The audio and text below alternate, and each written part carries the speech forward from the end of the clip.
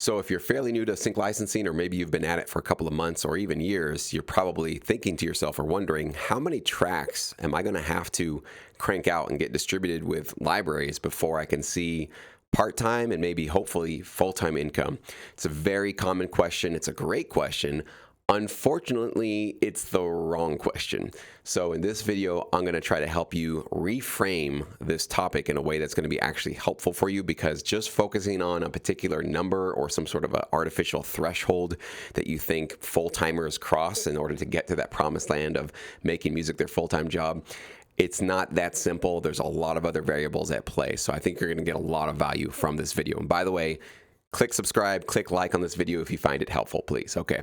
So first off, it's not the right question, because you could have 1,000 tracks, 2,000, 10,000 tracks distributed with a variety of libraries out there right now. You could have non-exclusives, exclusives, all over the place. And if you were only focusing on numbers, and that was your primary purpose for getting into this business, was to just create a large number of tracks, you could have theoretically 10,000 tracks that are basically worthless in this business, even if a library accepted them and is distributing them. Yes, libraries do take tracks that they don't necessarily have an immediate use for.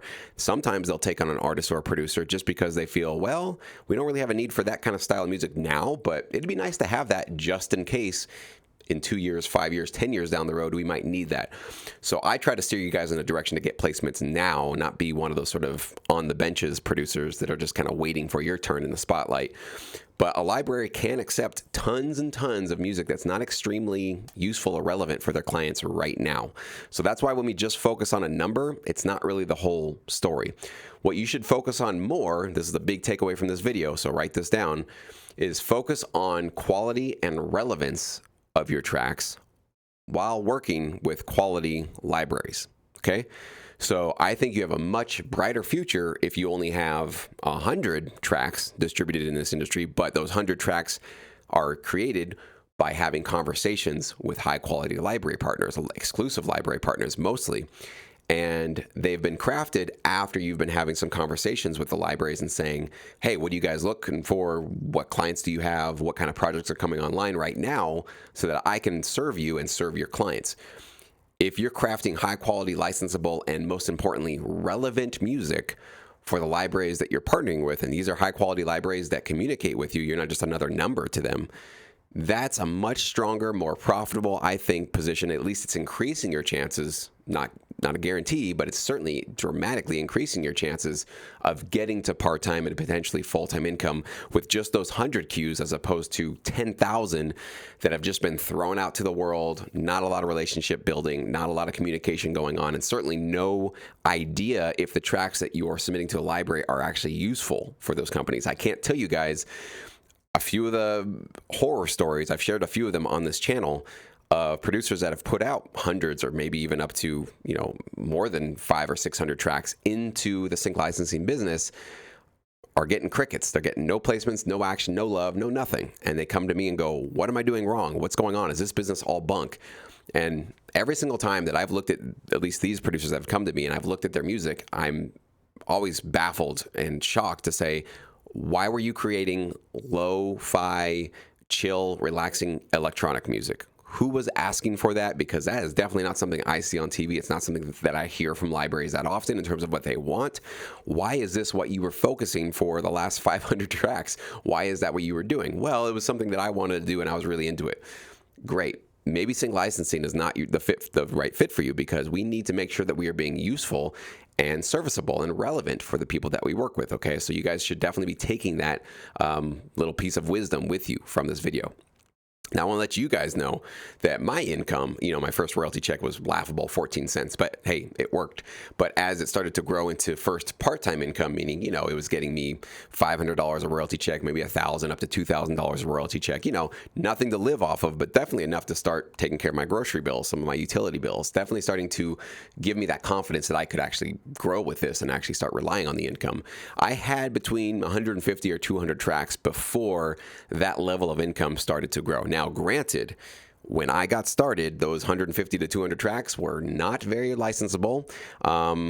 Some of them are probably more relevant than others, but I'll be honest, probably about half of them were not relevant at all because I was making the mistake of that lo-fi chill electronic producer.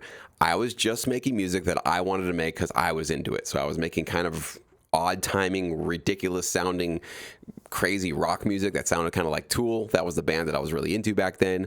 That's not useful in our business. Sorry if you guys were Tool fans and wanting to do that. Sorry, you're going to be sitting on the sidelines just like my maybe about 75 to 100 tracks were back then.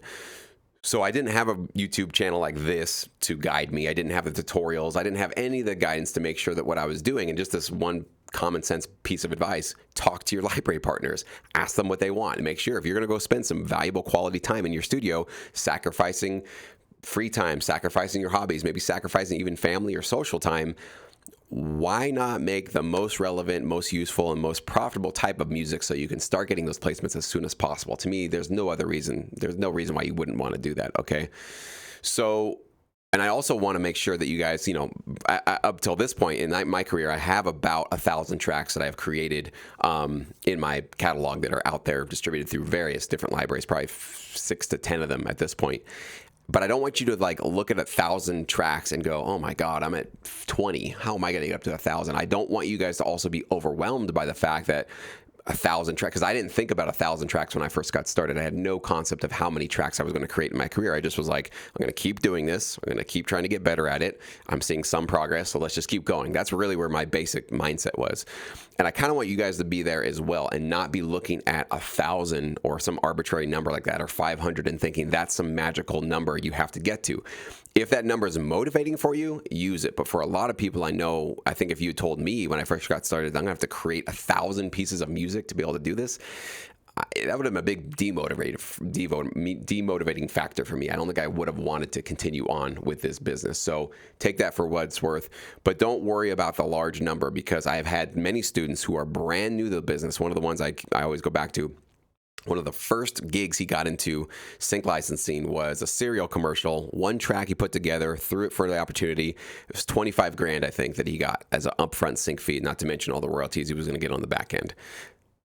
That can happen on day one with one track, okay? It's not common and it's extremely rare, okay? I want you guys to make sure you're clear on that. That is not something I'm saying to look forward to or to expect. It probably won't happen, just to be honest, okay? He was the only student that I've ever had that amazing of a quick jump into this business.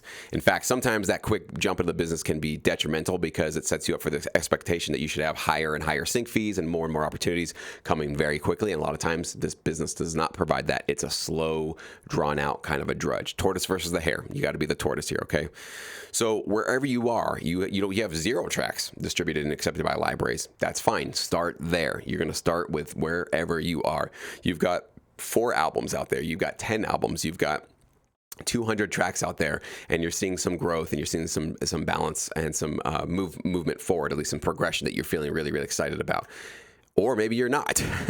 If you're not feeling motivated by all the work you've been putting into it, take this video as maybe a wake-up call to say, when was the last time you called, and I probably mean call, not just email, got on the phone with the library partners that you're contributing music to, or at least you're on their roster? When was the last time you really asked them what they were working on, what clients they have coming up in the pipeline, what kind of initiatives that they're basically pushing out there and trying to get into?